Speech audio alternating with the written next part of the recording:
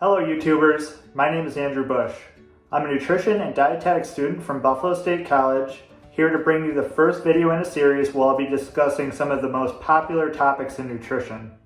In this video, I want to go over what diabetes is, what contributes to the development of diabetes, and I want to share some tips with you for reducing your risk of getting diabetes.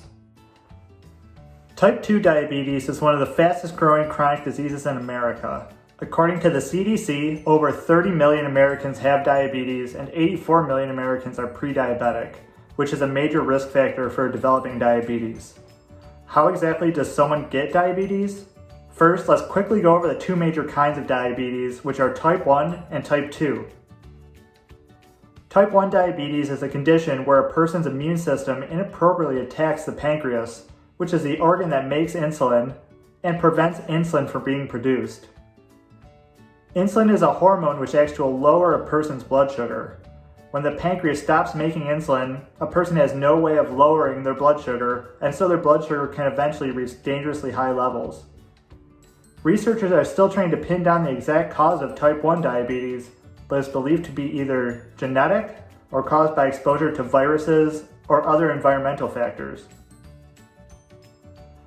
Type 2 diabetes is usually acquired later in life, and its development has more to do with a person's lifestyle. In type 2 diabetes, the pancreas is still making insulin, but the cells become unresponsive to insulin, which, just like in type 1 diabetes, can cause a person's blood sugar to become dangerously high. This unresponsiveness to insulin is called insulin resistance. Because the body stops responding to insulin, the pancreas starts to overproduce insulin to compensate. This overproduction of insulin can eventually cause the pancreas to burn out and stop making insulin altogether. Type 2 diabetes is the type of diabetes that's becoming more common in the United States. But what exactly is causing this increase, and is it really caused by eating too much sugar? Growing up, I've always heard that eating too much candy or drinking too much soda will give you diabetes. While it is true that candy, soda, and other very sugary foods may quickly raise your blood sugars, is this really the cause of diabetes? Well, the answer is, it's a bit more complicated than that. Research has discovered that part of the etiology, or cause, of type 2 diabetes is inflammation. Inflammation is our body's way of handling harmful stressors on the body. Inflammation is a normal, healthy response to injury or infection and is part of the healing process, but long-lasting inflammation eventually takes its toll on our bodies. In the case of diabetes, excess long-term inflammation plays a role in keeping the body from using insulin effectively, which leads to insulin resistance, overproduction of insulin by the pancreas, and eventually stopping the production of insulin altogether as the pancreas becomes worn out. Although there are some other factors that play a role in type 2 diabetes, such as genetics aren't something we can yet control. But one thing we can control that can help reduce inflammation is our diet. So what are some things that we eat that can cause inflammation? A diet that is very high in sugary foods such as soda, candy, and other sweets is a known cause of inflammation.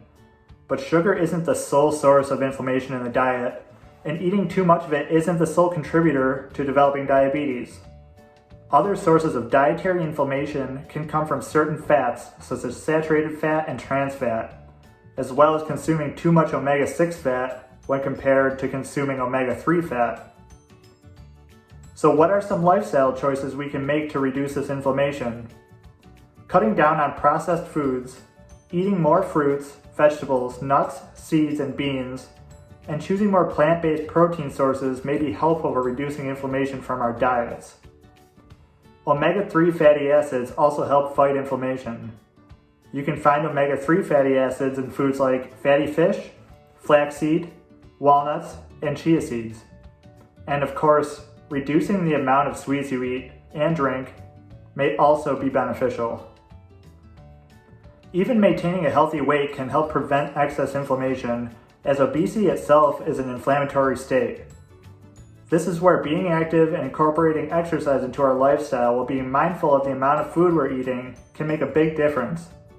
Exercise can also help reduce stress and may also promote better sleep, both of which also positively impact inflammation levels. So does this mean you can never eat deep fried ice cream again? Of course not. It's always okay to treat yourself every once in a while, as long as you're being mindful of your overall diet. I hope this video has been helpful for you, and if it has, click the like button and subscribe, and I'll see you in the next video. Stay healthy.